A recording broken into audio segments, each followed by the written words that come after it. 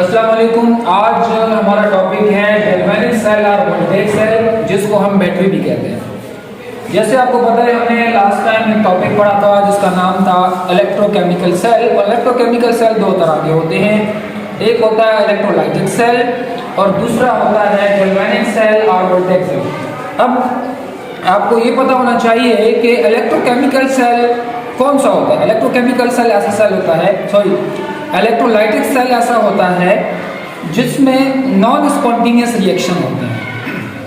अब non spontaneous reaction कौन से होते हैं? नॉन स्पॉन्टेनियस ऐसा एक इलेक्ट्रोकेमिकल सेल होता है जिसमें हमें इलेक्ट्रिसिटी प्रोवाइड करनी होती है उन केमिकल रिएक्शन, ऑक्सीडेशन, रिडक्शन को करवाने के लिए। तो ऐसे सेल को हम इलेक्ट्रोलाइटिक सेल कहते हैं। लेकिन आज जो हम सेल पढ़ेंगे उसका नाम है गैल्वेनिक सेल और वोल्टेज सेल। ये उससे थोड़ा सा अलग है।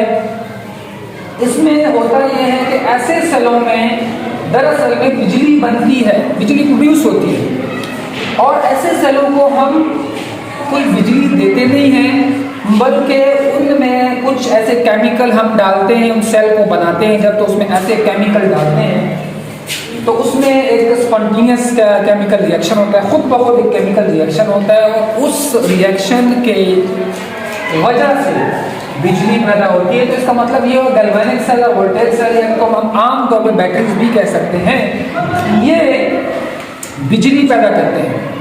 ठीक है जी। आज हम थोड़ा सा गैल्वेनिक के टाइप के ऊपर भी बात करेंगे। तो टाइप ऑफ बैटरीज या टाइप ऑफ गैल्वेनिक सेल और वोल्टेज सेल जो हैं वो दो तरह के होते हैं। नंबर वन, एक को हम क्या कह सकते हैं, दी प्राइमरी भी कह सकते हैं, और दूसरे को हम कहते हैं सेकेंडरी। अभी जो प्राइमरी गैल्वेनिक सेल या बैटरीज या वोल्टेज सेल होते हैं वो कौन से होते हैं? प्राइमरी हम उन सेलों को कहते हैं जो कि नॉन रिचार्जेबल होते हैं, यानी हम उसको चार्ज नहीं कर सकते। यानी उसको अगर हम एक दफ़ा इस्तेमाल करें और जब वो ख़त्म हो जाएंगे तो हम उसको नकारा करके फेंक देंगे, दोबारा उसको रिचार्ज नहीं कर सकते। ऐसे सेलों को हम प्राइमरी बैटरीज या प्राइमरी गैल्वेनिक सेल या प्राइमरी वोल्टाइक सेल कहते हैं, जिसकी मिसालें यहाँ पर मौजूद हैं, मैंने लिखी हुई हैं। पहला मिसाल जो इसमें यहाँ पे है ड्राई सेल। दूसरा मिसाल, ड्राई सेल को लेंची सेल भी कहते हैं। क्यों? क्योंकि इस ड्राई सेल को जो इन्वेंट करने वाला है वो लेंची एक साइंटिस्ट था, जिसने ड्राई सेल को बनाया। उसके बाद ये जो आपके गैल्वेनिक सेल, वोल्टेज सेल और बैटरीज जो होते हैं, इसकी जो दूसरी टाइप है उसका नाम है सेकेंडरी बैटरीज। सेकेंडरी बैटरीज जो होती हैं दीज आर रिचार्जेबल। ये रिचार्जेबल होती है। रिचार्जेबल का मतलब होता है कि हम उनको, अगर वो एक दफ़ा हम उनसे इलेक्ट्रिसिटी प्रोड्यूस करके उनसे बल्ब या बहुत सारी चीज़ें जला सकते हैं, लेकिन हम उसको दोबारा भी इस्तेमाल कर सकते हैं। उसको नकारा करके फेंकने की ज़रूरत नहीं है। जब तक उसके जो इलेक्ट्रोड हैं वो काम करते रहेंगे तो हम उन बैटरी को दोबारा रिचार्ज कर सकते हैं। इसकी एग्जाम्पल बहुत सारी हैं, इसमें मैंने कुछ जो है बहुत इंपॉर्टेंट एग्जाम्पल आपके सामने लिखी है। Number one is the link storage battery, number second is mercury battery, number third is lithium ion battery, जो कि आमतौर पर मोबाइल फोन में आजकल इस्तेमाल हो रही है, इज लिथियम आयन बैटरी। तो ये जो था मैंने आपको टाइप्स बता दिए, लेकिन आज जो अभी मैं आपको बताना चाह रहा हूँ कि आज हम सिर्फ ड्राई सेल के ऊपर डिस्कस करेंगे। यानी एक ऐसा सेल, एक ऐसी बैटरी जो एक दफ़ा नकारा हो जाता है तो हम उसको दोबारा इस्तेमाल नहीं कर सकते, उसको दोबारा रिचार्ज नहीं कर सकते। ऐसे सेल को हम प्राइमरी सेल, जैसे primary batteries, primary galvanic cell और प्राइमरी वोल्टेज सेल भी कहते हैं। तो हम आज इसी ड्राई सेल या लेंची सेल की बात करेंगे कि ये सबसे पहले ये इसकी स्ट्रक्चर को समझेंगे कि किस तरह बनता है, इसमें कौन कौन सी चीज़ें होती हैं, इसमें कौन सा एनोड होता है, इसमें कौन सा कैथोड होता है, वो सब हम अब इसकी कंस्ट्रक्शन में पढ़ेंगे। तो सबसे पहले ये आपको एक मैंने स्ट्रक्चर बनाया हुआ है। इस स्ट्रक्चर में आप देख सकते हैं कि मैंने एक सेल बनाया हुआ है, दैट इज ड्राई सेल। ये ड्राई सेल जो होता है, ड्राई सेल, ये इसके स्ट्रक्चर को देखेंगे तो सबसे पहले आप भी आपने देखे होंगे ड्राई सेल जो कि नॉन रिचार्जेबल होते हैं। उनके ऊपर से एक छिलका सा होता है, उस छिलके को उतारते हो, यानी जिसके ऊपर ब्रांड है, कंपनी नाम लिखा होता है, उसको अगर आप उतारते हो उसके अंदर आपको एक जिंक का डब्बा सा नजर आएगा, उस सेल का जिंक का डब्बा सा होगा। तो दरअसल वो जिंक का बना होता है। तो उसके अंदर यहाँ पे दो इलेक्ट्रोड जो है वो ऐड किए जाते हैं। नंबर एक जो इलेक्ट्रोड है उसका नाम है दैट इज NH4Cl, और दूसरा जो इसमें ये वाला जो इसका ये जो जिंक के अंदर इसका ये पूरा पार्ट है that is filled by the ammonium chloride.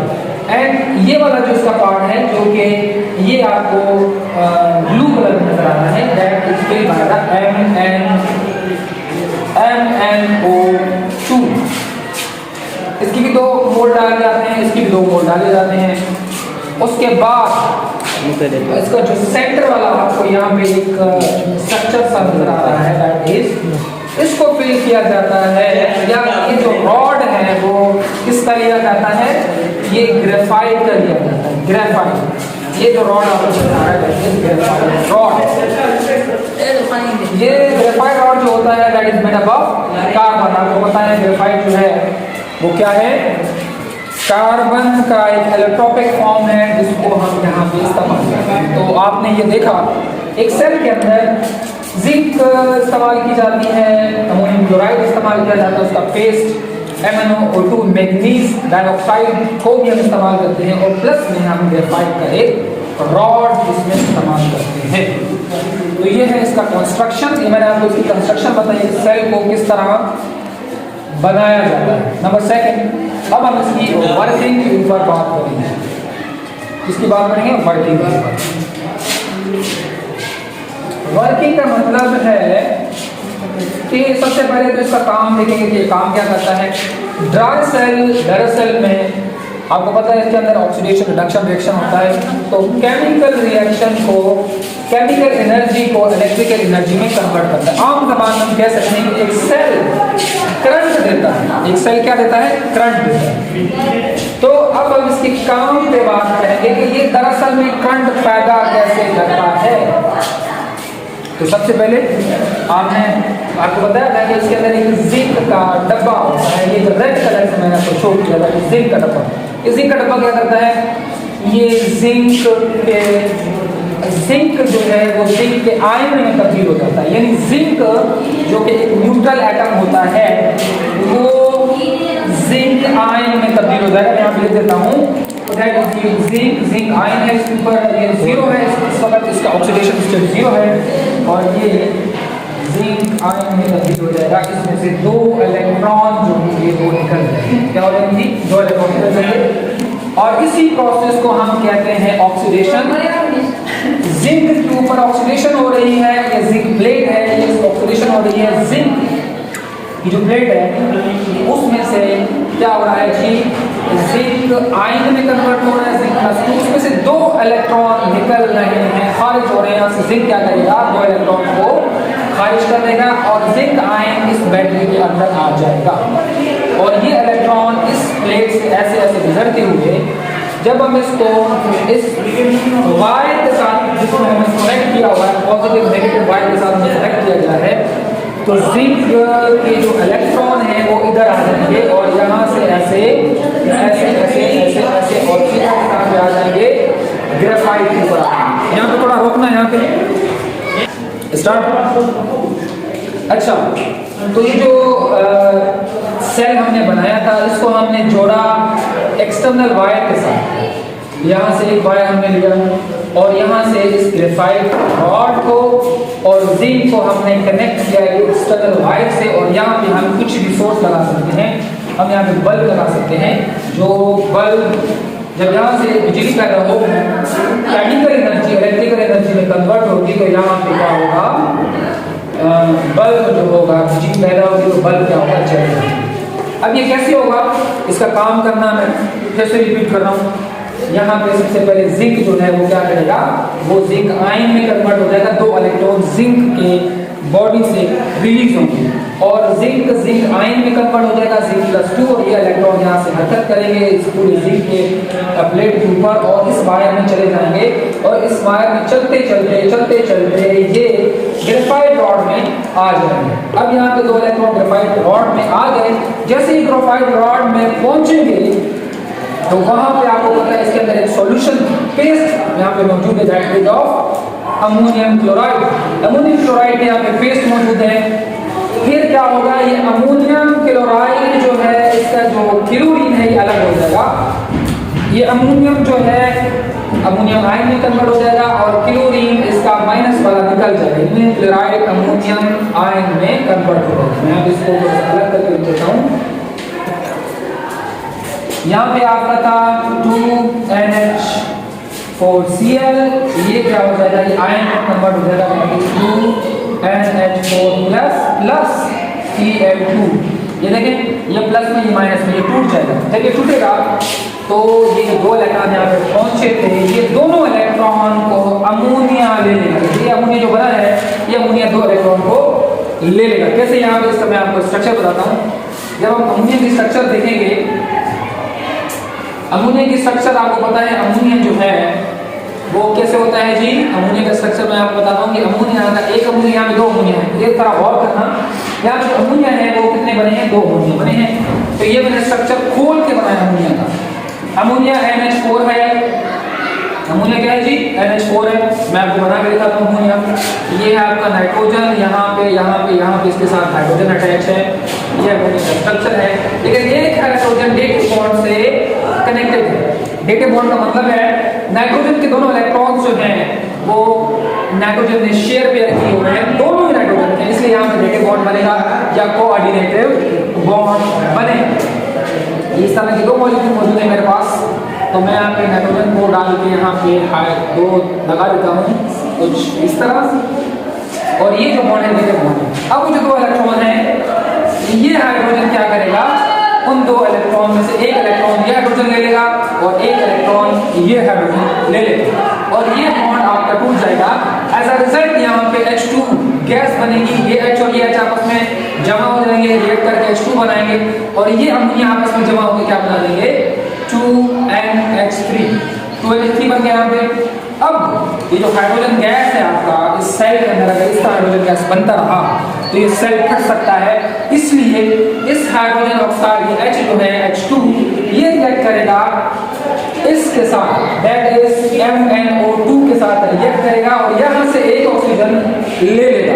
यहाँ से क्या करेगा, ये एक ऑक्सीजन को ले लेगा। ऑक्सीजन को लेते ही ये क्या बन जाएगा जी, इसको मैं यहाँ पे आपको लिख के देता हूँ। यहाँ पे ये एक ऑक्सीजन को लेगा तो ये बन जाएगा H2O। इसका मतलब यहाँ पे H2O भी बनेगा और यहाँ पे आपको पता है 2MnO2 था,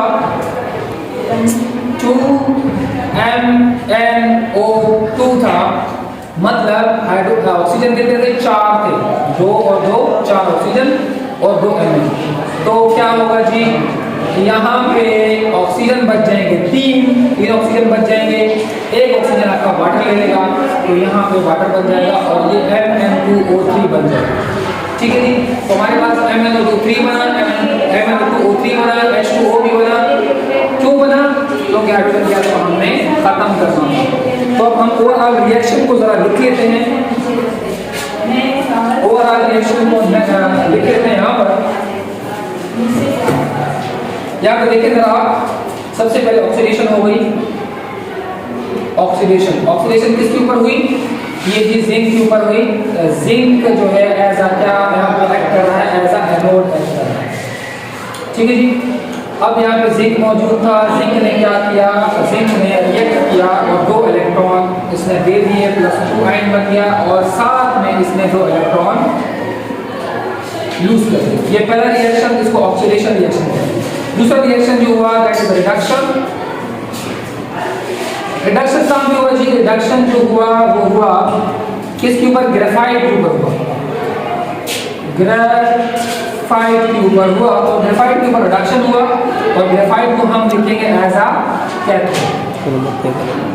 इसका नेट रिएक्शन जो मैंने सारा आपको बताया उसमें क्या होगा, हमारे पास 2NH2 NH4 Cl मौजूद था, प्लस में 2MnO2 मौजूद था, प्लस में ये जो दो इलेक्ट्रॉन बने थे, ये भी हम यहाँ पे लिखते हैं कि दो इलेक्ट्रॉन यहाँ पर आए, और नेक्स्ट रिएक्शन लास्ट में क्या बना, लास्ट में यहाँ पे बना दैट इज 2NH3 बना, जो यहाँ मैंने आपको बताया था, प्लस में यहाँ पे पानी बना, H2O बना, प्लस में यहाँ पे Mn2O3 रिएक्शन बना। फर्दर हमारे पास जो जिंक आयन बचे थे यहाँ पर, अब उस पर बात करते हैं। हमारे पास जो जिंक आयन बचे थे N2 जिंक जो टूटा था, जिंक जो यहाँ टूटा, देखो यहाँ पे जिंक जो है इसके ये वाला जो आयन बना था, ये अब उस क्लोरीन के साथ अटैच होंगे जो अमोनियम क्लोराइड ने छोड़ा था, इसको छोड़ा था, अमोनियम क्लोराइड तोड़ा था इसको, तो यहाँ पे एक और रिएक्शन होगा दैट जिंक अटैच हो जाएगा क्लोराइड के साथ, जिंक क्लोराइड बन जाएगा। अब ये जिंक क्लोराइड फर्दर रिएक्शन करेगा, किसके साथ करेगा, ये रिएक्शन करेगा आपके MnO4 के साथ करेगा, अमोनिया के साथ भी करेगा, तो यहाँ पे अमोनिया के साथ रिएक्शन कर लेगा जी, जो अमोनिया बना था आपका, क्योंकि अमोनिया भी क्या है, ये गैस है, और ये भी अगर इस बैटरी के अंदर, इस सेल के अंदर गैस बनेगी तो इस बैटरी को नुकसान आ सकता है, तो अमोनिया इसके साथ अटैच होगा और ये कम्प्लेक्स बना देगा। उस कम्प्लेक्स का स्ट्रक्चर इस तरह से है, यहाँ पे जिंक आएगा और यहाँ पे छोटी ब्रैकेट NH3 कितने थे, ये 2 थे, और यहाँ पे Cl2 बन जाएगा +2, और ये एक कॉम्प्लेक्स बन जाएगा।